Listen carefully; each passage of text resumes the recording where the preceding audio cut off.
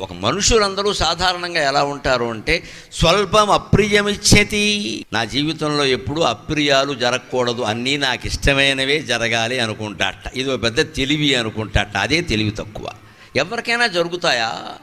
శ్రీకృష్ణుడు పుట్టగానే ఆయనకి ఇష్టమైనవే జరిగేయండి. శ్రీకృష్ణుడు కంటే బలహీనమైన జీవితం ఎవరికైనా ఉందా? ఎంత దౌర్భాగ్యం నిజంగా. స్వామి కాబట్టి పడ్డాడు కానీ మనం పడగలమా? అందుకే మనిషి ఎప్పుడు ఎక్కడ బలహీన పడుతున్నాడో వ్యాసుడు చెప్పాడు ఉద్యోగ పర్వంలో. ఏమాత్రం అప్రియం జరగడం మనకి ఇష్టం ఉండదు, అన్నీ మనకి ఇష్టమైనవే జరగాలి. సాధ్యమా? దేవతలకు జరగాల, మనకెలా జరుగుతాయి? అంచేత జీవితం సుఖంగా ఉండాలంటే ప్రియం అప్రియం రెండూ వదిలేయవలసింది.